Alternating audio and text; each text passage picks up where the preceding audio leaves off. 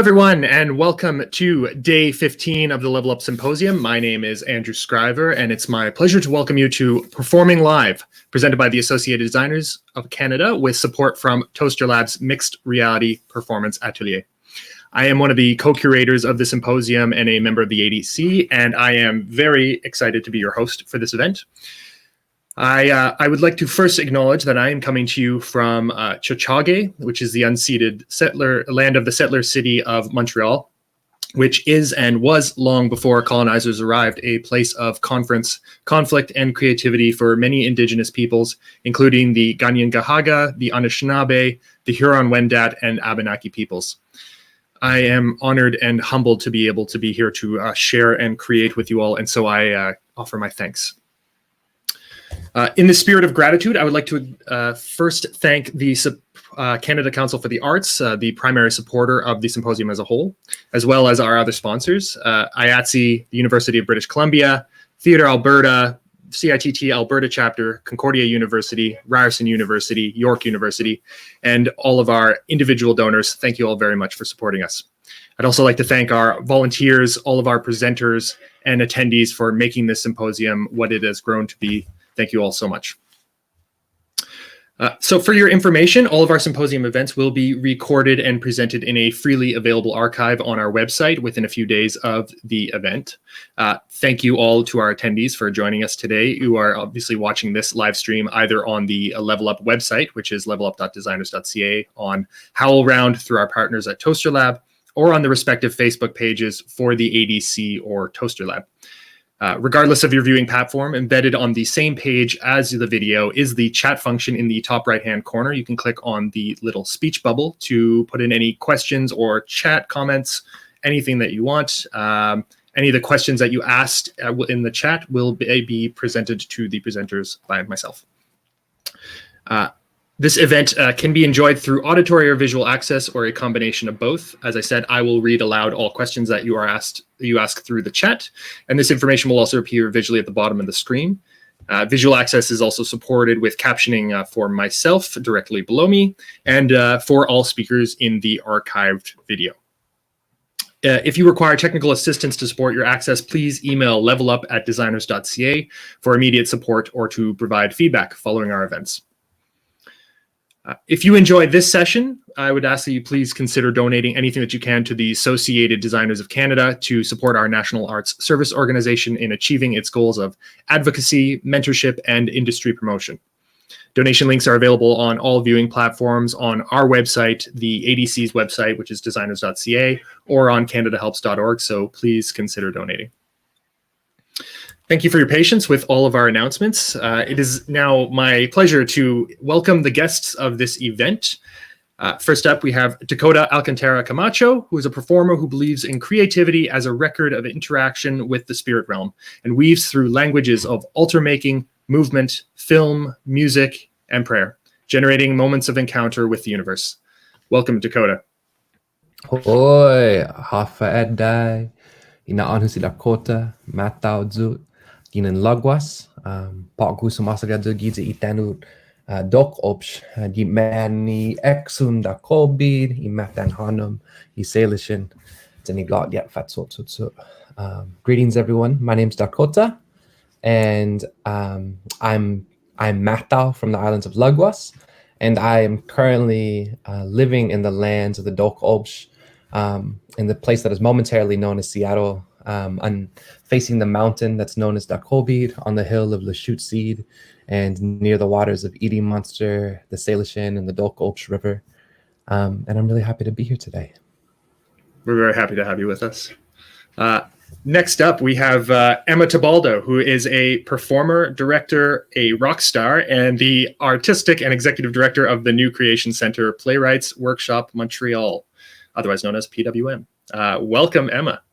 You just had to say rock star, didn't you? Yeah. That's so mean. Hi. Hi, everybody. Lovely to be here. Full disclosure, I am a director and a dramaturg, so performing in bands is known to me. Performing on stage, theater is new. So having I guess I'm going to speak to my experience of being a performer and then moving it onto digital, and it all being one of my only experiences as a theater performer other than school. So there you go. The learning curve was huge. It's great. It's should be a very interesting conversation. Thank you for being here. Maybe. Thank you. Full disclosure, Emma's also my boss, so there's that too. Just for another thing. So third and not last but not least, is of course Richard Lee, who is a performer, creator, and educator based in Edmonton, working in contemporary dance and theater. Welcome, Richard. Hello. Coming to us from a set, not from his living room. Yes, from my set. Well, which is actually in my living room. It's half of my living room, technically. Well, welcome. I'm very happy to have you here. Glad to be here. So, thank you all for joining us. I think I'll give. We'll just jump right into it, Richard. Since you joined us last, why don't you tell us what it is that you've been up to? Yeah, so among the many things I feel I've been extremely lucky to do during this pandemic in the world of online performance is this set that I'm sitting on is the set of A Night In with Lucy Darling, the Zoom show that my cohort and I have been working on since May when we did our first show of it for one of the NAC live streams. And it's a Zoom magic show, but it's a Zoom magic show with a larger theatrical arc built into it, and it's based around the character created by Carissa Hendricks called Lucy Darling, and Lucy Darling is sort of like a combination of a 50s starlet / almost like a drag show persona who does incredible character-based magic and a lot of cocktail magic and that sort of thing, and so. My partner and I, Miranda Allen, play her butlers. We play her butlers, Lawrence and Marcy, and so we're always scrambling around to help Lucy get through her act and interact with the audience and perform magic, and really deal with sort of the chaotic world that surrounds our current chaotic world that surrounds this very sort of idealized starlet's life. Yeah. Okay, thank you. Emma, what have you been up to? Well, I guess trying to keep up with COVID-19 measures, running a theater company during this time in a community here in Jojage, in Montreal, and dealing with the devastating effects on the community. So that's majority of it. Part of that has also been working on a piece called Skin that we've been working on for like 5 years, creating in studio, and we've done 2 works in process of it in theaters, and finally having a grant and being able to do a full production of it, and then having to decide what to do, whether or not we were going to continue or put the grant on hold and not do anything, or change it so that it could be on a digital platform, but still have a theatrical pulse. So because I'm a dramaturg, that question is really interesting to me in terms of how do you make theater on a digital platform. So that was the focus of the work. So for the past 3 months, Leslie Baker, who is the director, the co-creator and the performer, myself as co-creator and performer, and Joseph Schrag as co-creator, mostly doing the writing, we've been turning it around so that it's on a digital platform with Potato Cakes Digital, who are the folks that are here with you now. Yeah, and with a whole bunch of other designers. So we were all figuring it out together. We were all putting it together and figuring it out over these last 3 months. So it's been a really exciting, interesting, and terrifying experience. And it is an experiment. And I kind of love the idea of it being an experiment. And, you know, like we rehearsed some of the pieces from this little office and someone else from their home. And yeah, so it is a whole learning experience. Yeah. Okay. Thank you. Dakota.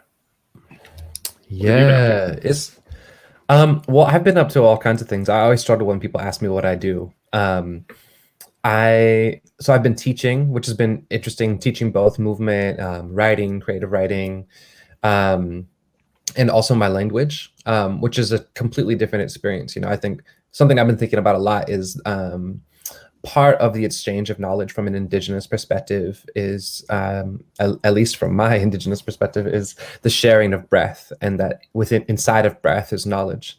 And so part of the way that I've been approaching the teaching is getting us to somehow become aware of how the breath we're sharing is still shared, but it's like from a safer distance, much more than 6 feet.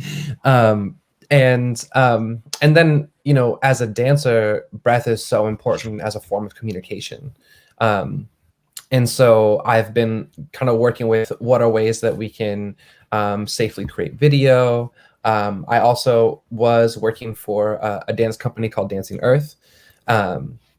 And we were trying to translate the experience of creating performance as ritual through the digital realms. And that was a very interesting process and experience, because you know, each of us were responsible for creating our space for ritual, but also that ritual happening through the screen.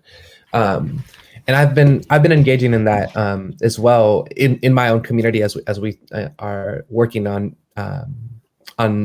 doing community building work across distance and throughout the diaspora. So this is such a an interesting moment, especially, you know, I work with young people once a week this month, and you know, just checking in with people like, do you have room to move around in your space? You know, and at the same time making space for people to leave their cameras off if they need to. And yeah, it's been a real fun process of getting to know people in a different kind of intimacy. Thank you. Yeah, I think that this is a good little segue into just the first question that we had asked when we were talking about things in advance of this chat. But what have you all seen or done? What have each of you, something that you've seen or done as part of this pandemic? Because that's the context that we're living in. That's what we have to know right now, which has inspired you in your creative practices, because you all come from very different backgrounds. So I'm sure your inspirations are all quite different. Who wants to go first?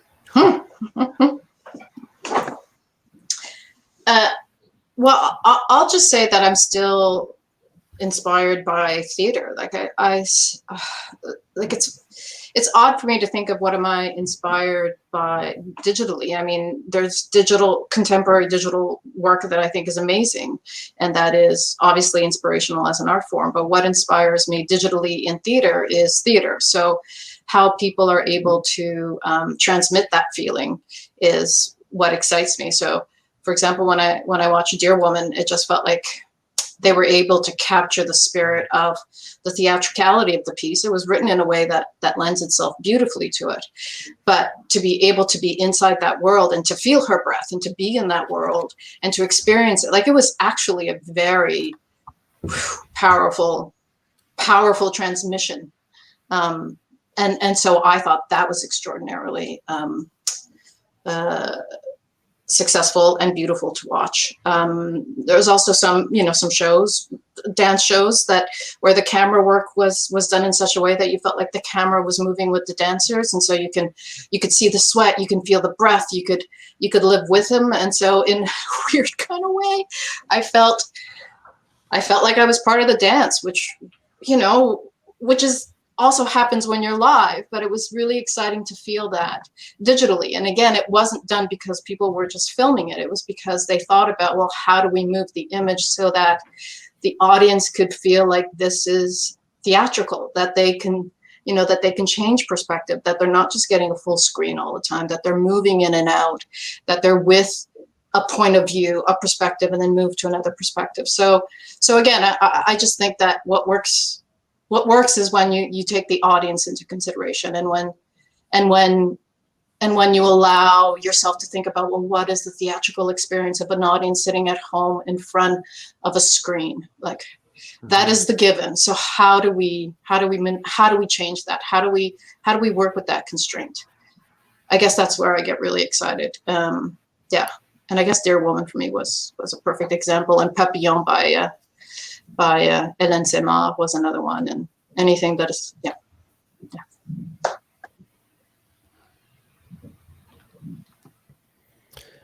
Well, I think about this beautiful public program that I was a part of through the Seattle Public Library called Legendary Children. Legendary Children is an annual event that is a collaboration with the Seattle Art Museum and the Seattle Public Library, and it celebrates house and ballroom culture as it's created in the Pacific Northwest, and is affirming to queer and trans BIPOC folks more broadly. And it's an event that usually has around 500, maybe 700 people packed inside the Seattle Art Museum every year. And so when we had the challenge of doing it digitally, we thought, well, how are we going to create that vibe of being surrounded by this massive amount of people who share this experience, who share this ethic, this way of knowing and being in the world, of caring for each other, you know, despite all odds. And just seeing the way that people are brainstorming, well, how could we have safer gatherings outside with heaters, you know, projectors? Like, what are the technical needs in order for people to you know, honor all of our needs to have our health and well-being, but also like be real about the resources that people do and don't have, right? I mean, ultimately we weren't able to create these outdoor viewing spaces, but dreaming about them and dreaming about what would be necessary in order to give access to our community, to have that was really essential.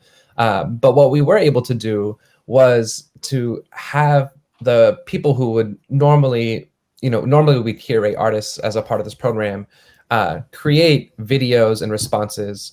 But also one of the calls that we had from somebody who I consider an elder in the community, who's Stefan Wallace from the House of Blahnik, who's also works in public health. It's part of I think it's, I'm really bad at names of things, but the National Task Force of something. You know, one of the things that he had has to do with COVID. But one of the things that he had asked us to do was to, you know, there is this way that the performative aspect of house and ballroom culture is being lifted up, while at the same time people are missing the most important, or I don't know if I want to say the most important, but an essential part of the culture, which is the way that people care and take care of each other, right? And so we were also able to, we had one production day where we had the houses in the Pacific Northwest meet, because everybody was in their bubbles, and we filmed them outdoors in the Seattle in the Limpet Sculpture Park here, and we also did, so they got to perform to the same track that we commissioned from somebody else in the community, and then we also did interviews with people to ask them about, you know, how their lives are going in COVID, and what does the house and ballroom culture mean to them, right? So it was this way of creating a program that was really holistic, that would have the same kind of exchanges that you would have in a live event or in a community event, where you're getting to know people, getting to know how people think, what's going on in each other's lives, and have that be integrated with the performances. So we got to celebrate the energy and the beauty and the power of ballroom culture, of queer and trans BIPOC creativity, while at the same time having an inside look into how people are creating culture and the culture of mutual aid, in a lived kind of genealogical, historical, but very present and futuristic way.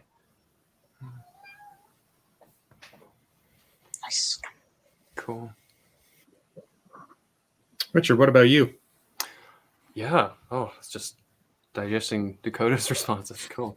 In terms of works that I've seen, there was a really wonderful use of just of the Zoom platform with a local company called the Fox Den Collective that created this interactive mystery play based on solving the mystery of this sorority. They had like this scepter that was stolen, and you had to figure out who it was. And so the audience was put into breakout rooms of 5 people. So you'd be working together with a few other strangers to figure out this mystery in these little breakout rooms. And one by one, you would interrogate one character by one. And what was so great about it in terms of taking into consideration the audience experience was that the world of play was really established well before you even started the whole thing. So you got your email giving you information about this sorority and about this scepter that's gone missing. In the chat during the show, you would get these little quick updates that would send you to a link about a fake website or a blog created by one of the characters. And so that you really, you got so much more of the world. And the world was really built into the technology and into the characters, the way they interacted with you, and there was so much more room for the performance and the characters' journeys and the way you interact with them to go any direction, really. It was just really, really, really well done. Fox Den Collective, sister. Another work, I mean, it was quite early in the pandemic, so it was really just like, let's turn on Zoom and do it. But I loved it purely for the prowess of being live with each other. Was Rebecca Northen's Blind Date. I saw her when she did it with Tony Napo. I believe it was back in May. And I mean, both Rebecca and Tony were just so live and present and genuine with each other. And for anyone who hasn't seen Blind Date, it's an improvised date that Rebecca Northen's clown character Mimi goes on with a random audience member. And of course, since she couldn't do it in the usual way of meeting the audience member in the lobby before, she had to have it pre-set up. And normally she wouldn't do it with another actor. She wants like a regular person. But this time she did it with an actor, Tony Napo. But it was all very genuine and all very present and lovely and real. And I think that just speaks so much to the power of simply being live with each other and 2 people interacting genuinely with each other. And in terms of things that I've been working on, I mean, as I mentioned, there's the Lucy show, and I've gotten a chance to do some online dance works that were both pre-recorded and live streamed. But I was also teaching for the fall, and this was when the numbers were lower. The COVID numbers were lower in Alberta, so I was doing face-to-face teaching, masked and distanced, sometimes outdoors when the weather was good, and sometimes indoors when the weather wasn't so good, and we were in our little taped-out squares. And then the last week, we had a student who tested positive, and so everything went online, and it was really inspiring to see the students find that sense of togetherness on their screens, distanced apart. I normally teach contact improvisation, which is obviously going to be off the table for the next year and a bit. So I was teaching them ensemble improvisation and moving to text and moving to pre-recorded text, because I figured let's work with film, let's work with the circumstances we're in. Improvising with them over Zoom and seeing them dance within, their bedrooms or their basement or like their exercise room with like 7 other people's like stand-up bikes there, seeing them work within those both awful limitations, but also really interesting creative limitations was very inspiring to see. And to see them move together, even with a Zoom lag, to see them move together is really inspiring. Mm-hmm. Yeah, that's lovely.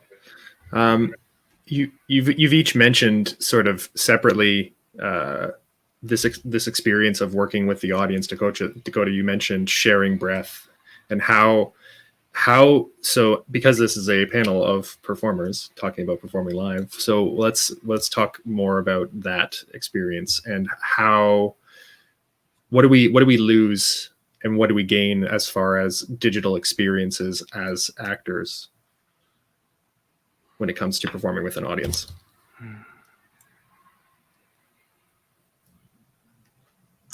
If you want, I'll go first.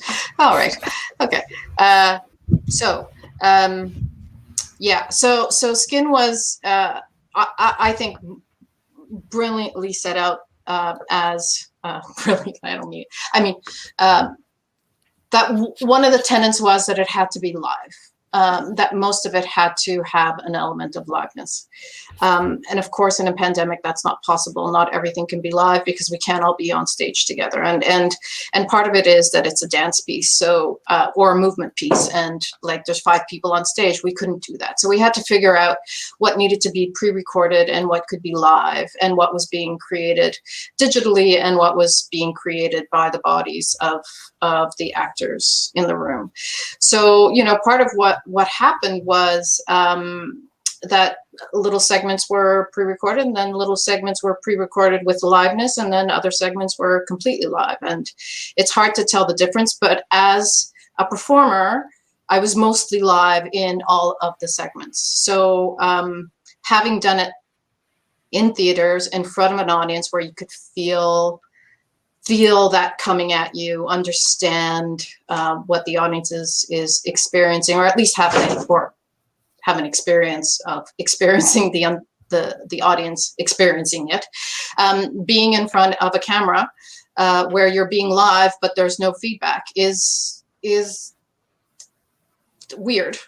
However, I have to say that had it not been live, it would have been different because the parts that were recorded did feel different doing, and the parts that were live, I still could feel the audience. Like psychologically, no matter what, I was imagining people at home experiencing this, and I made up what their experience was, but it fed me in a way that I didn't think was possible. So there's one segment where, you know, it's a gesture and a vocalization and a gesture that goes on. It's a durational piece, and I was living through something quite real, and I was imagining other people living it with me, and I was imagining myself doing it for them and them being part of what I was doing. So in actuality, there was a kind of psychological trick that I guess I was able to do for myself where I felt like I was in front of an audience simply because I was live, which isn't true when it's being pre-recorded. Then it's just you on the camera and it's an awkward relationship that you have to learn how to navigate, which is, you know, why there are film actors and theater actors, but and they don't necessarily cross over. But yeah, being able to be theatrical while being filmed was possible for me, and I found that really, really exciting. And knowing that the sound was live and knowing that elements were always live and it could go wrong at any moment was exciting as well. I guess that's my answer.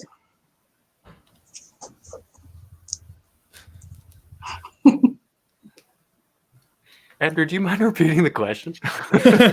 Of course, it's essentially because what is gained and what is lost in this digital format when it comes to you as a performer interacting with an audience. Because your audience is there, you're performing live, there is a digital live audience, hopefully. Right. Thank you. Yeah, I mean, I've had a range of experiences that have felt quite different, both with live digital audiences. I did a show with Mile Zero Dance back in November. We live streamed from a warehouse. It was a site-specific piece that had 3 solo dancers very far apart, dancing in different sections of the warehouse with a camera crew that would follow all of us while someone live edited which camera was showing which. And is quite a large warehouse and sections of it were quite dark. So I quite often felt like I was completely alone. Like I wasn't even quite aware of the camera. which in a certain way made me feel quite transported as a dancer. I felt like I was in another world. It didn't feel like I was performing so much as embodying some bizarre apocalyptic dance experience, which is what the piece was about. It was about natural disaster and these things that like we're experiencing now completely turn our lives upside down. So it, in a certain way, as a performer, it felt quite interesting to be so removed from the sense of anyone watching it, even the person filming it. What the audience experience for that was like is the feedback that I got, of course, was always delayed because there was no monitor for me, and I don't think I would have wanted a monitor or to have any sort of live audience sound at the time. Mm-hmm. The feedback that I got from audiences who watched it were pretty good, but like, in a way, I didn't want to be aware of the audience while I was doing it, due to the nature of the piece and due to the fact that like I was in this weird warehouse literally climbing the walls and getting hit by a storm of garbage. I actually had a storm of garbage that hit me in the face. It was a bizarre, surreal piece. Now, contrasting that with the Lucy show, where off the top of the show we have like we really warm up the audience. We ask them to treat it not as a Zoom meeting, but as a show, and to turn on your mic and to turn on your camera. And we get people to like to clap if they can hear. It's sort of like street performer kind of warming up the audience kind of tactics. And of course, there's all the magic tricks that ask you to imagine someone that you miss, and imagine someone what their favorite card would be, and things like that. And so there's real face-to-face interaction where it can feel incredibly intimate and incredibly live. And because in my role, I'm spotlight switching all the time, I'm also monitoring the gallery constantly to see who's leaning in, who is laughing, who's smiling, even if they have their mic off, so that when we invite their mic on, we get a sense of like, yes, that is the right guest to pick for this particular part of the act.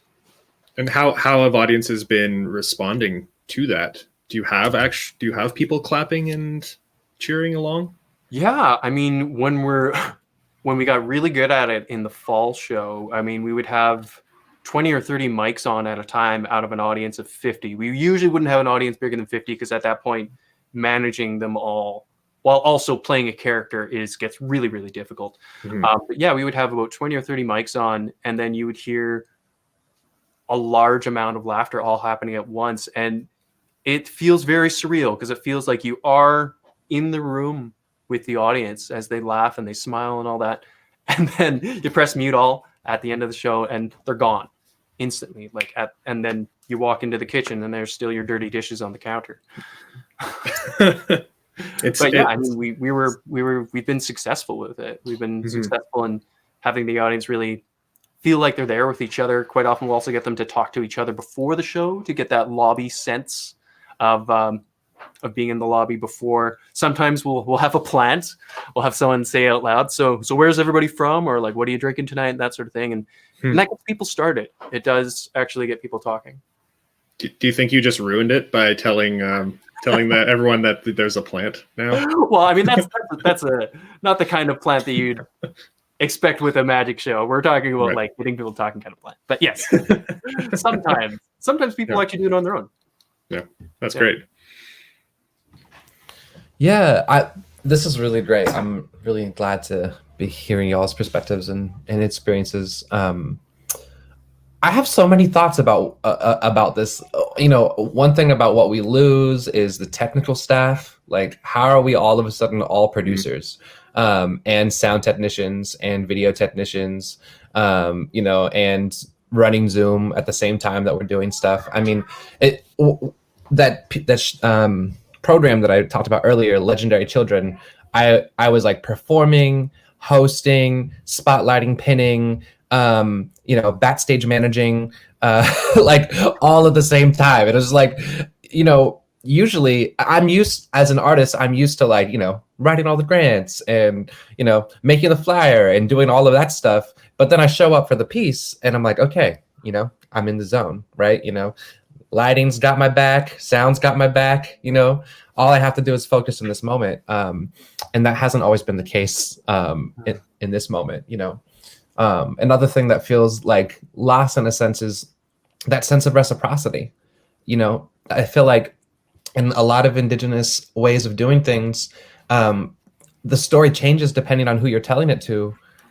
You could tell the same story 1,000 times and it's never the same story, because it's always a new context, and it's in response to who's around you and the ancestors that they've brought into the room.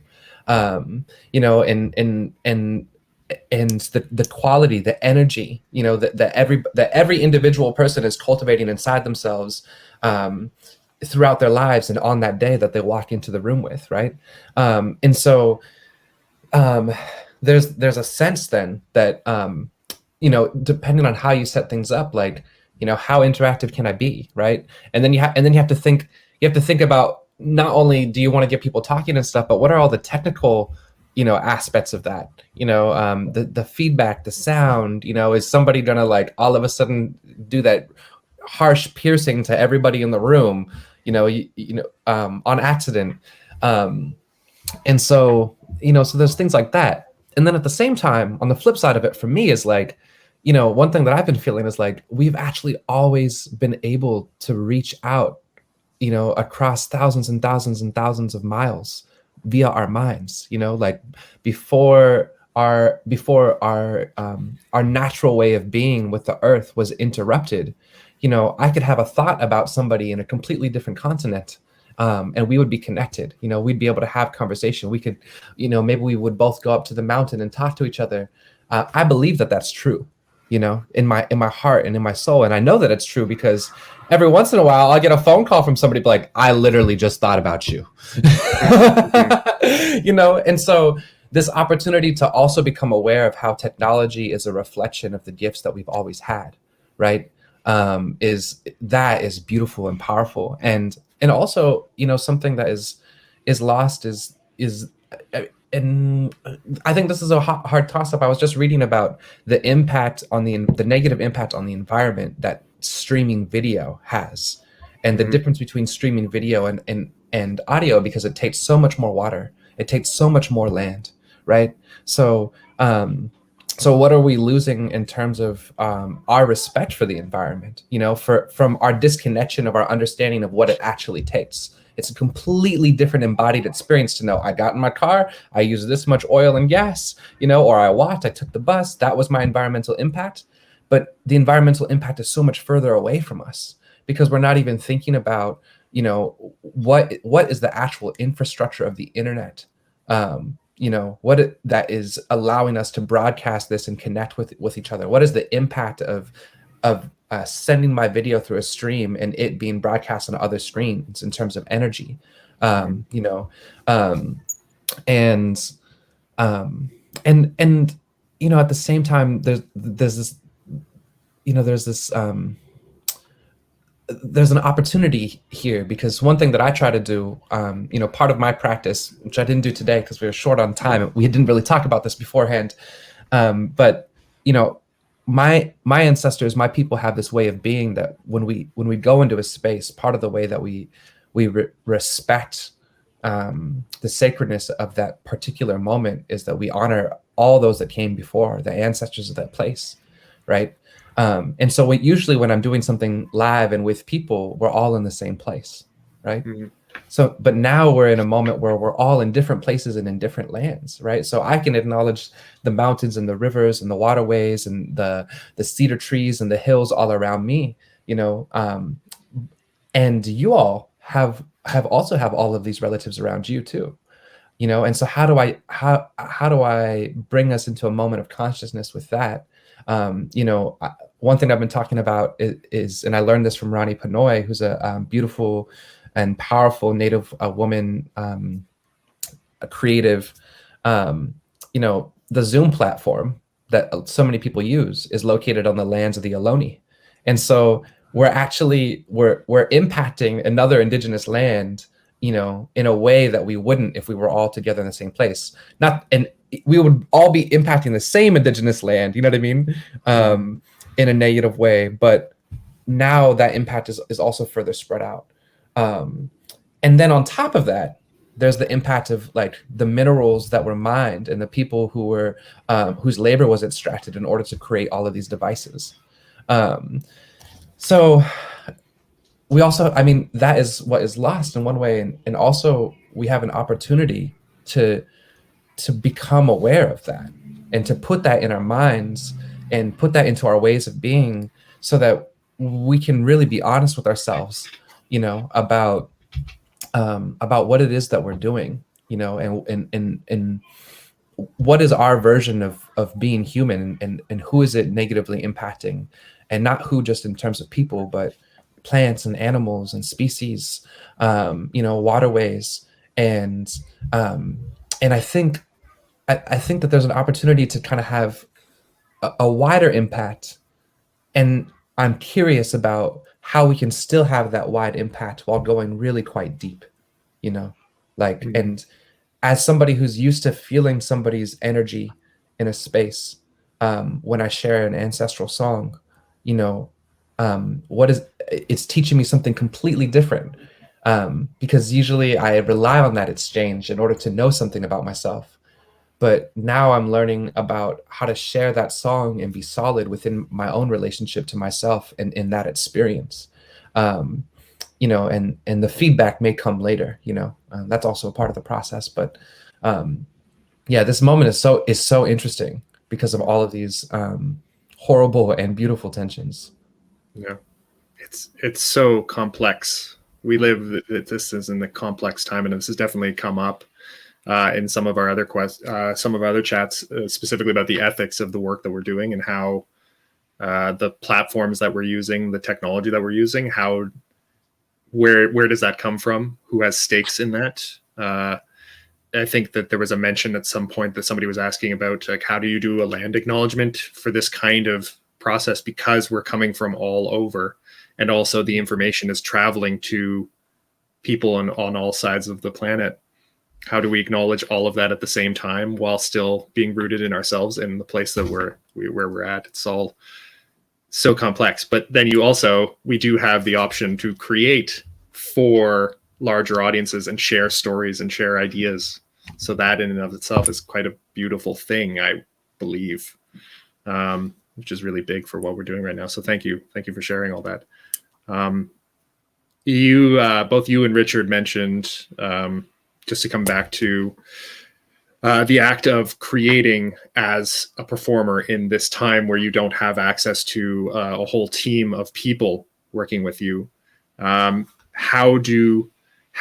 guess it's more of a question of, now that you're doing your own technical stuff as well, where did you get started with that, and how has that transition been, coming from being a performer who was solely a performer creator into someone who also has to take care of running your own live stream, setting up your own lights, and all that kind of nonsense?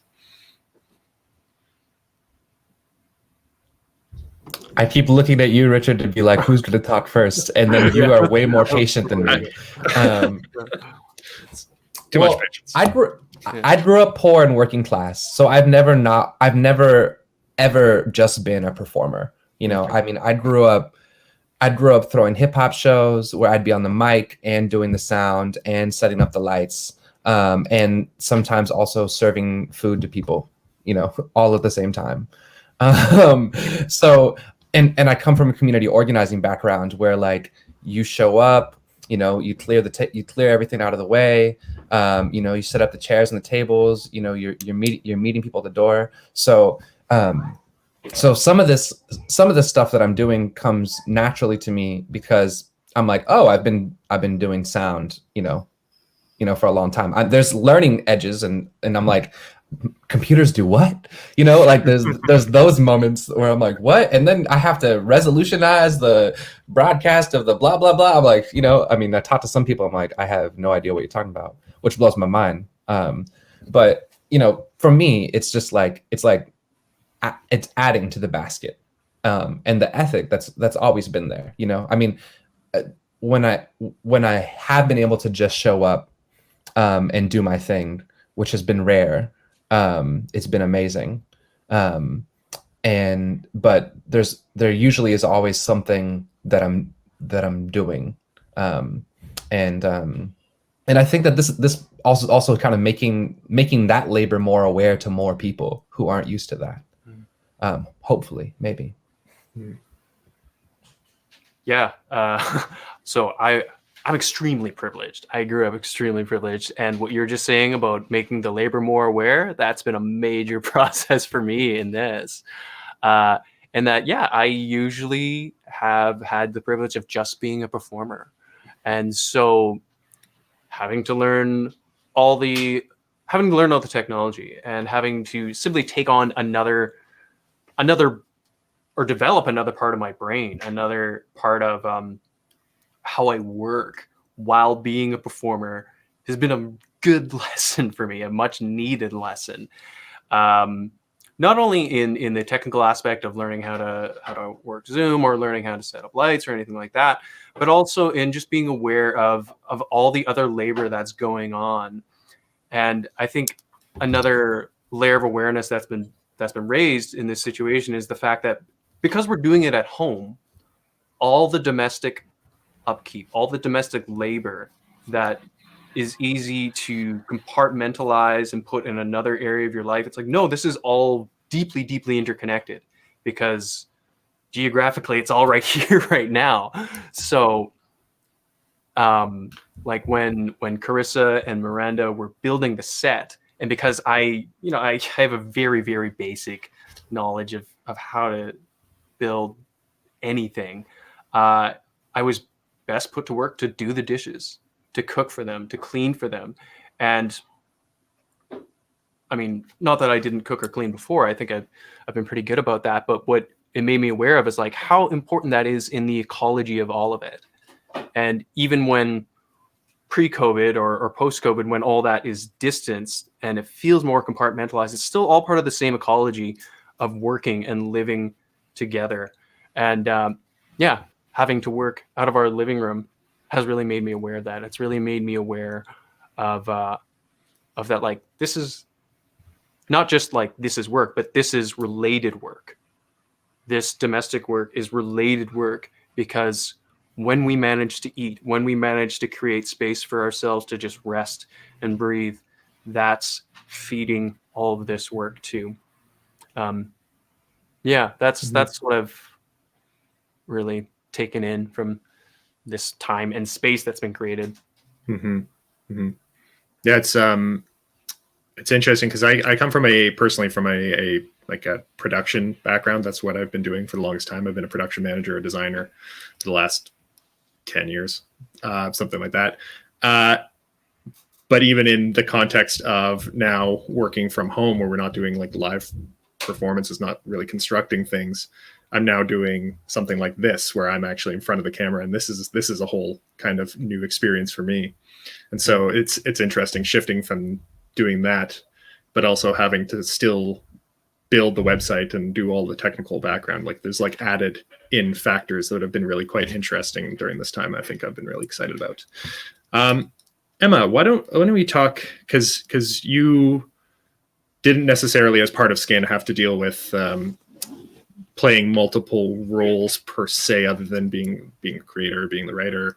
But I wanted to ask specifically about your experience, because Skin had an original version that was done on stage with a set in front of an audience in a more traditional sense, and then moving into this digital version where there was no set, it was just all green. How is it for you, that experience of having the world created around you as opposed to existing within a world as an actor? Yeah, I gotta say the set for Skin when it was live was minimal. It was a minimal set. It was still very much based on lighting and projections and sound. So the oral, the stuff outside set, bodies in space, was still the major component of the work. I mean, there were some set pieces, but they were minimal, and they were quite, well, they were minimal. and some of them ended up on the digital version as well, like the props, the rocks were both in the live and in the. So it didn't really change very much. What changed for me is having to live inside a world that was being built digitally. So actually, the set became more of an issue digitally than it was in the live. In the live, it was space and bodies, and in digital, it was, well, these are the places you have to move to in order for the image that is being produced digitally corresponds to what you're doing physically in the space. So it actually was having to look at monitors. It actually was that kind of work where as an actor, you had to look at the monitor to know where you were in space because you were in a green space, and therefore you had to, and everything is mirrored and everything is backwards and everything is, so your brain starts working in a different way. And so the learning curve was much bigger. And then, not that odd thing of you're doing it, you're creating it, you're seeing it, you're watching yourself in the image, then to make changes is another step that you're not used to in live theater, because you can change it in space and time, but with digital, then there's that extra step of having to change the digital environment and then having to readapt to it in order to be a performer inside of it again. So there's something about time that obviously we have to think about a bit more in terms of a lot more in terms of digital work. So that was an interesting learning curve.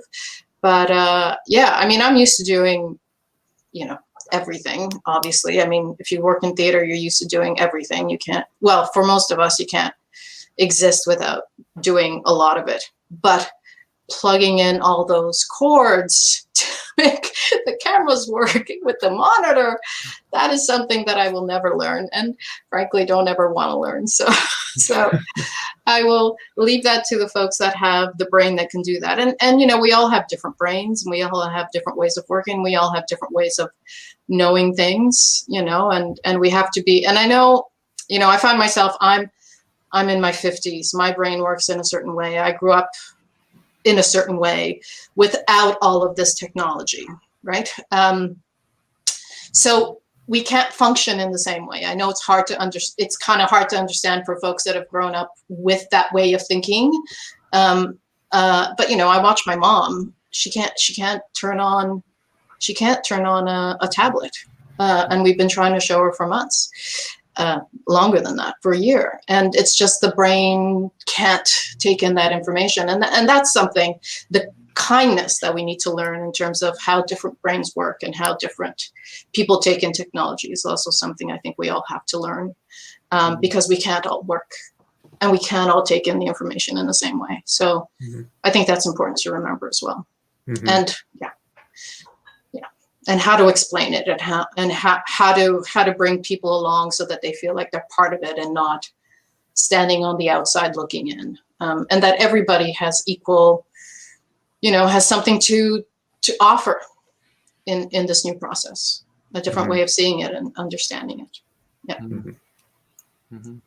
Yeah, time is an interesting concept when it comes to technology, because all of these tools move and evolve at such a rate that's never been seen before, that we're constantly having new things thrown at us. But certain, I'd say a younger generation that's been grown up with it can adapt really, really quickly, but yet we want to make sure that everyone has access to the same tools.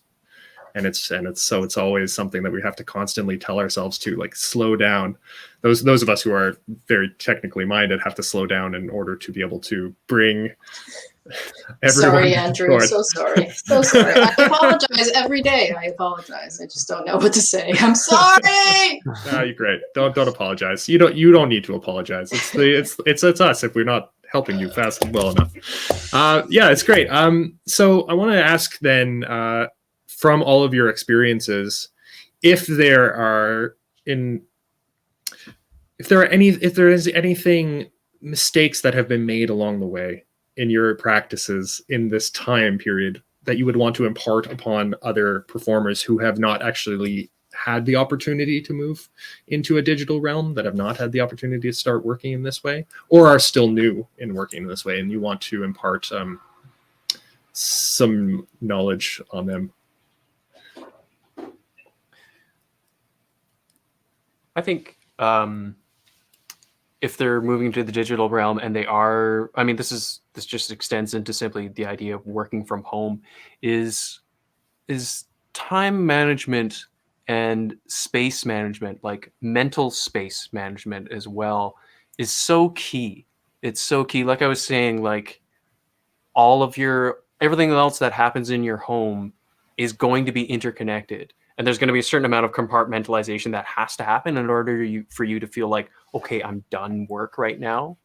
But also the stuff that I do outside of work is going to affect it. And it's going to feel that much more immediate because it's in the literal same geographical space.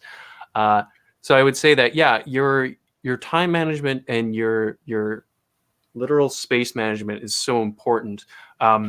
We moved apartments back in January. We were in a 2-bedroom apartment in the same building, a few floors down, the three of us. And, you know, our living room was our set, all of the living room. Whereas right now we have another half. We moved to a much bigger apartment, and there's an actual study where someone can go for a quiet space to just think and just be in a quiet space and write. And having those dedicated spaces, which we are extremely privileged to have, has made a huge difference.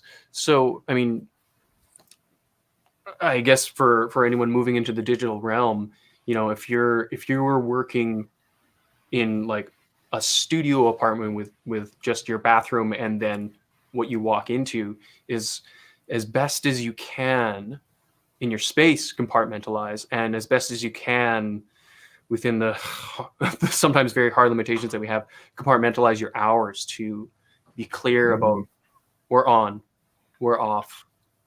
It's going to get so easy for everything to just blend together, for all of your working and living hours to blend together, for your workspace and your living space to blend together. And it's worth the effort to keep them separated, even though they're always going to be interacting anyways. But it's worth the effort to differentiate them, I guess would be a better word, rather than to separate them, because they're going to be interconnected, but to differentiate them. Mm-hmm. I'm a living embodiment of the blend between those between life and work, that the two just don't.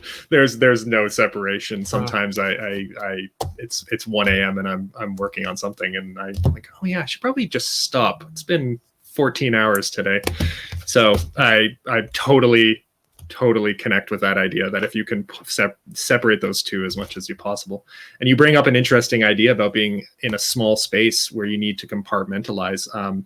Behind me, you can't see it here, is a green screen, which is in our bedroom, which has been turned into our studio. So it's kind of an interesting thing that we have to like be sure to take this down after each time we have a talk. So if I think that's a really good point, that if somebody's working within a space that's really small, but you're still performing digitally, to be able to pack it up and put it away is a really good point.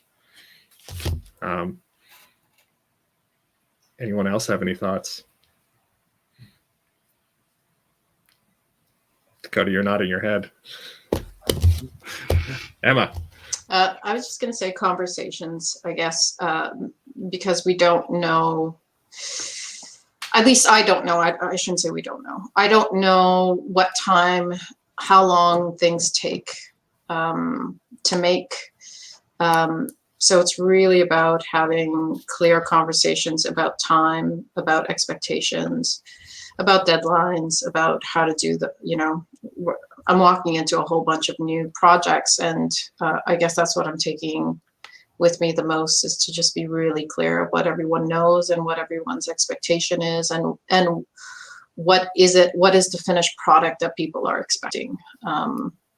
What is it that a theater company wants? What is it that the artists who are involved want? What is that idea before we get to it? Because yeah, walking into it with as much information as possible, because we don't know what we don't know. So every experience, I think, for a lot of people, and I'm speaking for myself, and for people like me, who are walking into these experiences for the first time, there's a lot that we don't know. And again, we have to be patient with each other, and we have to find a way of talking about things so that everyone feels respected. So yeah, that's something I hope I keep learning, and we'll put into practice better. Yeah.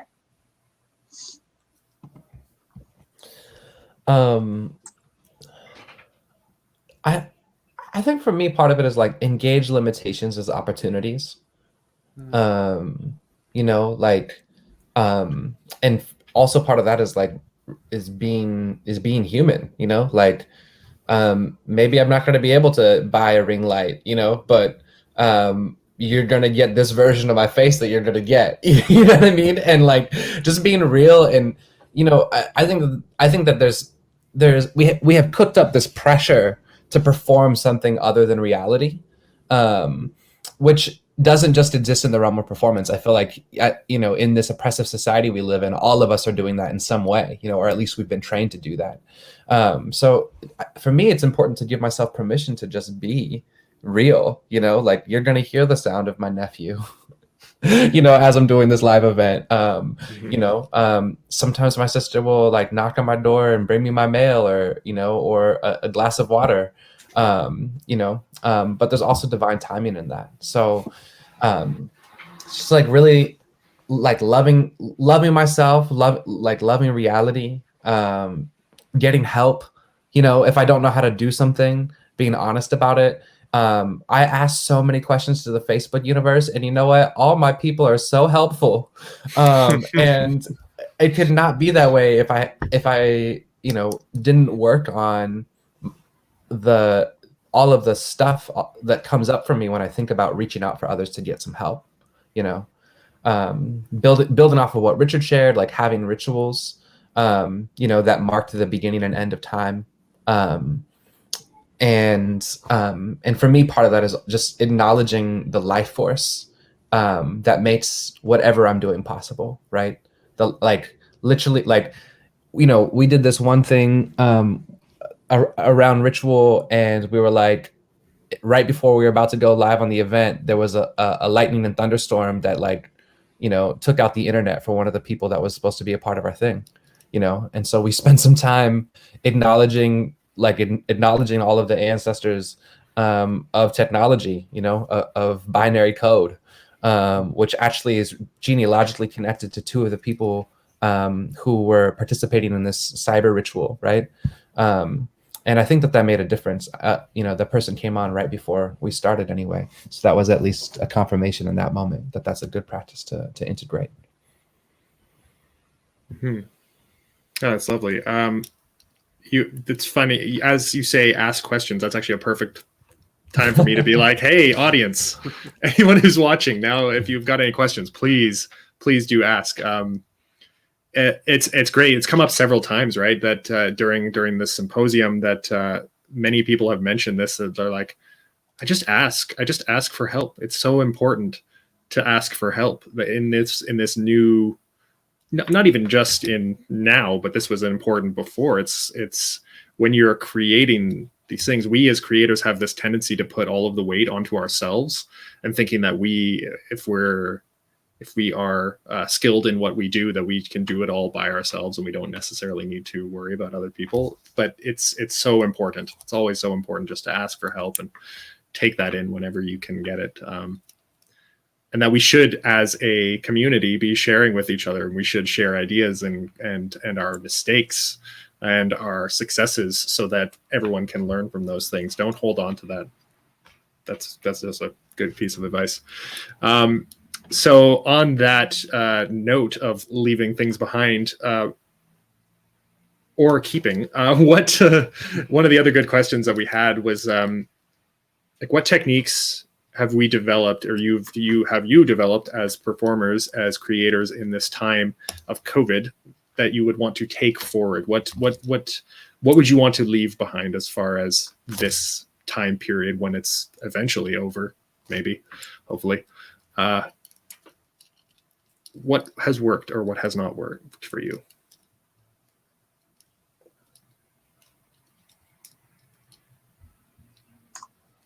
I'm going to say one of the things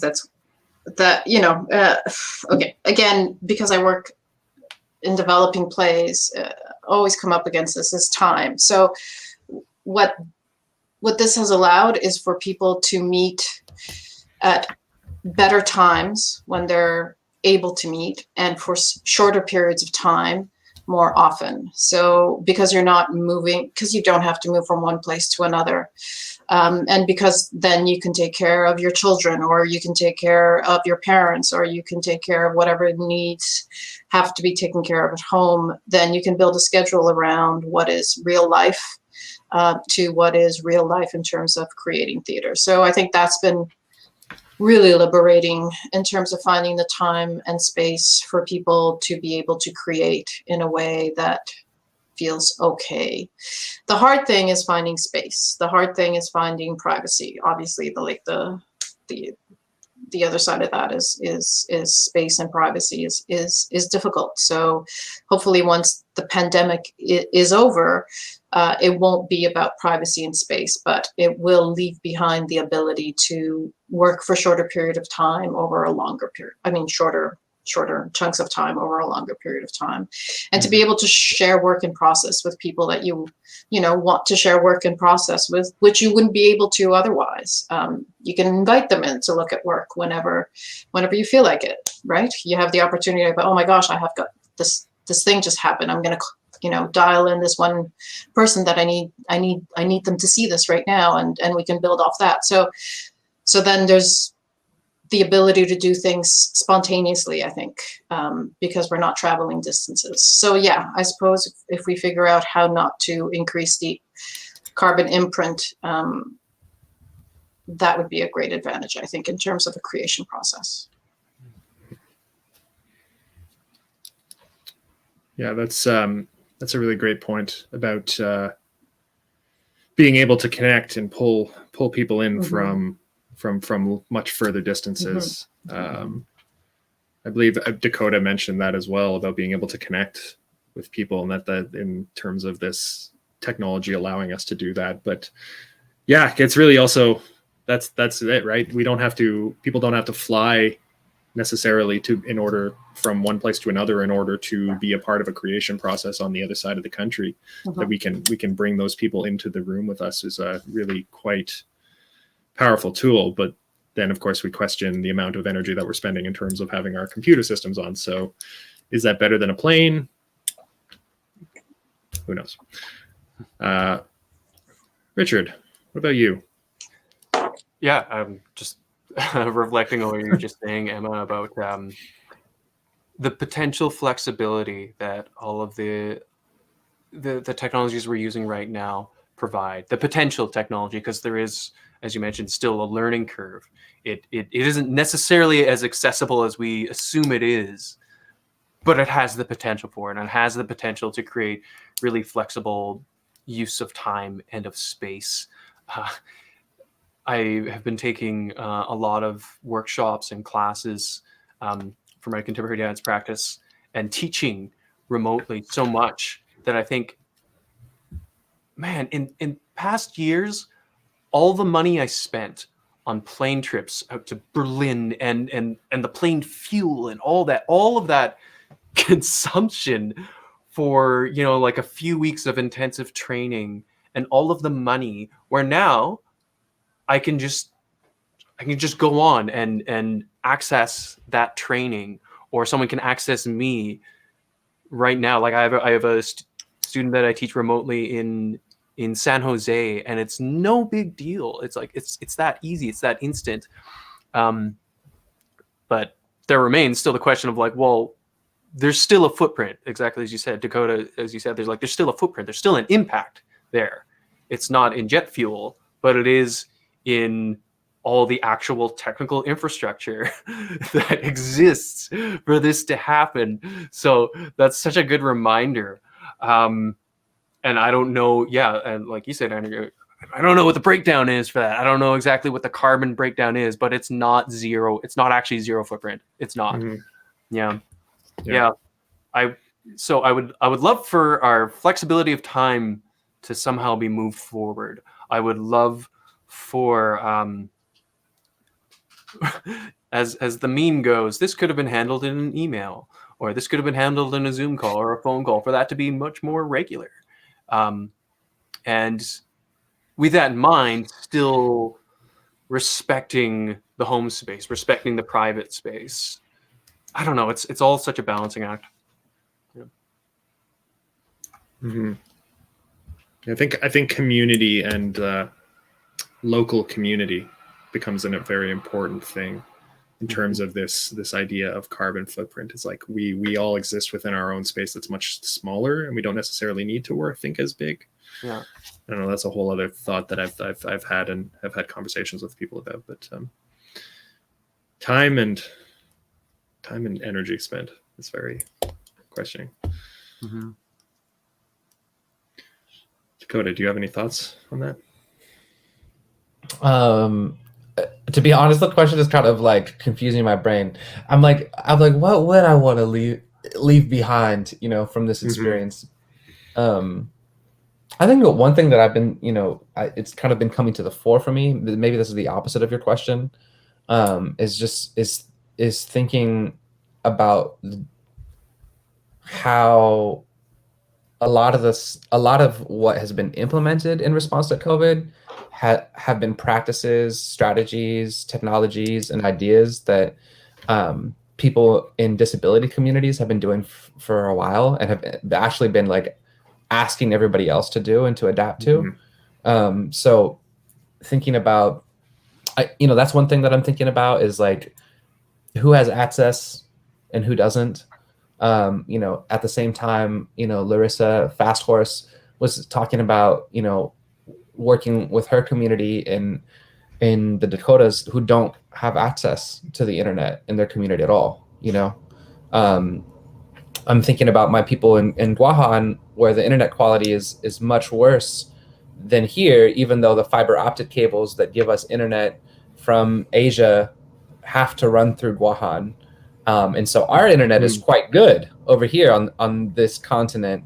And their internet is not as good as ours, even though we wouldn't have internet without our people in Lugwas. So I think that I feel like those questions have been core to my practice and my way of being, and they're somehow even more material, and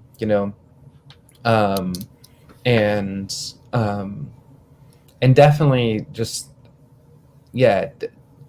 I'm a part of my people. There's more of my people, of Matao Chamorro people,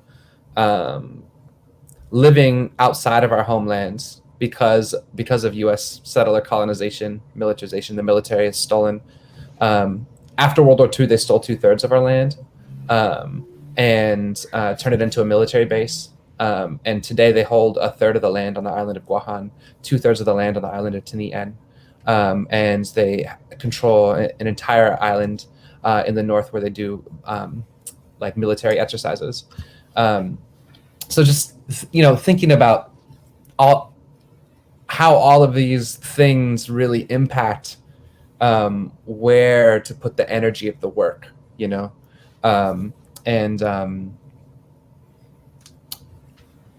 those are the things that I'm kind of sitting with, thinking about responsibility and accountability, what it means to have access to this and what it means to not. Mm-hmm. I didn't. That's absolutely upsetting that about the internet access going straight through the island, but not stopping there. That's really upsetting to know. Internet access becomes is such a forefront of conversation as far as who has it and how do we create systems that we can actually access that and everyone can access it. I really hope that I'm blanking on whether it's been put into being actually a human right yet or not within Canada, and I'm not sure if that's a thing, but that should be, and then everywhere else too. So thank you for that.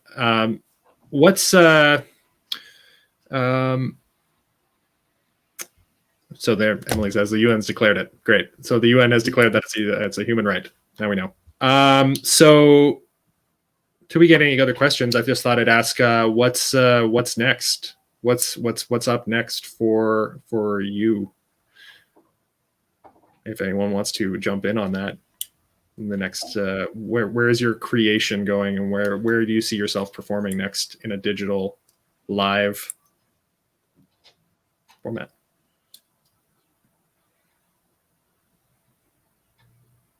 Who am I going to throw? Richard. Sure. You're unmuted, so you get first. Right. Okay. I'm unmuted, so I'll go first. I think, as I mentioned earlier, the Lucy Show is doing more shows in February. We're doing a fundraiser for the. Sorry, what is it? The Costume Coalition. Thank you. The Costume Coalition for costume designers on Broadway. We're doing a Valentine's show for that. We're doing a show for Vanishing Inc., and we're doing a show with the professional French theater company in Edmonton, L'Uni Théâtre. At the end of February, we're doing a bilingual version of the show, which is a bit terrifying for me because even though I won't be speaking much on the show, my French is extremely rusty. So Carissa thankfully will be speaking most of that, and she grew up going to French school and in French immersion, so she'll be okay. But so that's February, and then in the general future, I'm really interested in moving more into dance on film. Having worked in ephemeral forms for so long, it's really fascinating to me right now to have this sense of I can capture this movement now, and I can have it as an artifact. I mean, of course it lives as an artifact in my body, but as an artifact that I can share more actively with others is exciting. And so I'm interested to do more work with dancing on film and writing and yeah, things that feel a little less ephemeral, even though it's all ephemeral. Yeah. Mm-hmm. Well, it's interesting because is film really ephemeral if it locks it in forever and then it could just exist? Yeah. Really? Is any of this ephemeral anymore? It's gonna this chat will exist forever on the internet until the internet dies. As long as the internet exists, I guess that in terms of the universe, everything is ephemeral. Yeah. So, Emma, I know what you're doing next, but why don't you tell the world what you're doing next? Well, I really don't know what I'm doing next. No, I don't. But I do know that I'll be doing some readings, staged readings through digital format, for the working on new creation in the studio as much as possible, and continuing to work on new creation through Zoom, which has been a strange experience as well. The kinds of conversations that you can have in a room are different from the kinds of conversations that you end up having on Zoom, simply because you can't be natural. There's just no way of being absolutely natural in terms of being able to speak and who cuts off who or how to, like those negotiations are still ongoing, and it doesn't come natural to a human being. Therefore, it makes the conversations different. So I'm curious to keep experimenting and to see where it leads us. I'm going to keep, I've picked up the drums in the last year just because I've always been a singer in a band, but I always wanted to play the drums. So that's what I'm doing. I'm just learning how to beat on drums downstairs in my basement by myself. And I'm lucky enough to have a basement, so I can do that. But yeah, that's it. And in terms of Skin, I don't know. I mean, we're still wanting to do a live performance of it. It might be an installation piece. I don't know what will become of it, but it's not finished. I don't think. I think this was a phase of it, and it will continue to grow in a different way. But I'm glad we were able to go through this phase because it did teach us a lot. Mm-hmm. Yeah, that's great. Do you want to get back in front of the camera anytime soon? Yeah, I do actually. I kind of love it. Good. I'm not gonna lie. Perfect. Dakota. Yeah, well, I'm really excited for the month of March. I am working on a short film right now, which is a dance film, and it is a I never know how to say that word, cinematographic translation of this performance ritual that I've been working on I'm having the longest run-on sentence right now. It's so great. Which is the cinematographic translation of a performance ritual that I'm working on, which is the creative research outcome of a project that is exploring the idea of being a navigator, like an oceanic sea navigator. This comes from my ancestral lineage. Understanding that as an intelligence, as a auto-ethno-choreographic method, a recitation of a lineage. So I'm in March, I'll be premiering the trailer for the short film, which is called Etak, and as part of the Settlement Festival, which will connect us to the UK, to Native peoples of Turtle Island, to the Black community here in the south end of Seattle, and folks back home in Guahan. So really trying to like utilize this moment to weave the cosmic connections that I feel like have informed my understanding of what it means to be Indigenous today. So we're going to be doing that in March. And in that creative research project, Mali'i, is a long-term project for me.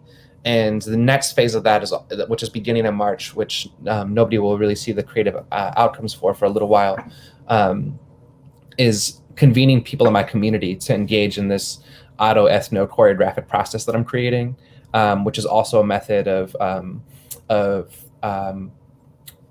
deepening our understanding of our cultural knowing. So you can see this poster behind me, which is part of the philosophy of creativity that we're developing from within our cultural worldview. And we're going to be teaching that to a small cohort of Matau creatives through the body and through embodiment. And then using that to tell our stories as children of survivors of Japanese internment camps and military occupation, of the US's, of the US's horrible treatment of our people, of the toxic waste dumps that exist in our islands, of the US military currently trying to take more of our land, destroy our ancestral burial grounds, and turn them into firing ranges. So tell all those horrible stories, but in a way that's rooted in our empowerment as a people. That those are the stories that are true, and also what is true is that we are brilliant, we are beautiful, we are powerful, and inside of our culture is a medicine that can transform the way that humans relate to everything on the planet in a good way. Mm-hmm. Spectacular. Thank you for letting us know about that. I can't wait. I'd love to know more about that and when it's going to come out and where that can be accessed. We have a question from our audience. So it has very, very different change of pace here. So in terms of audience engagement, what are your thoughts on the use of chat functions happening simultaneous to the performance?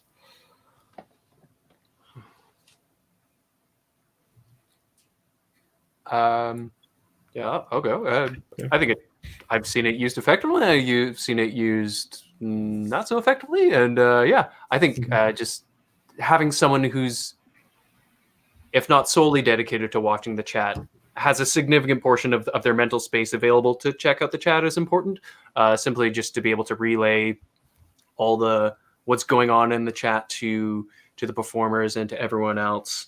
I unfortunately saw a show that I think didn't have a proper chat moderator or someone devoted entirely to chat moderating, and there was some pretty bigoted speech that was going on, and unfortunately it went on too long, and it had to be like moderated basically by the other viewers at a certain point to say like, hey, that's really offensive, you gotta stop. And it was in the middle of an otherwise like really interesting magic show, but there was just one viewer who just decided to fill the chat up with it.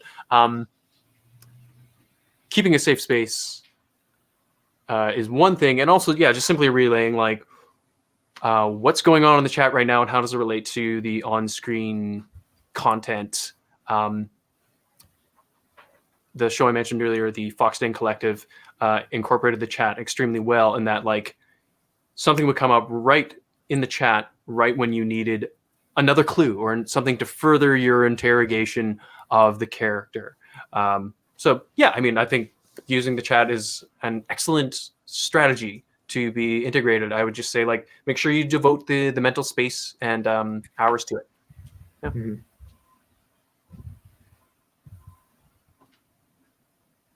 That's great. That's great. Dakota? Yeah, I was going to say, I'm surprised I have nothing to add. You know, I always have something to add. Perfect. Thank you, Richard. That's a great answer. So yeah, I think we've got about 3 minutes left. So if anybody has anything else they want to impart on the world, who wants the last word before I take the actual last word? Oh, another question. I'll ask you this one first. How much do we feel the need to curate the audience experience with your digital performances?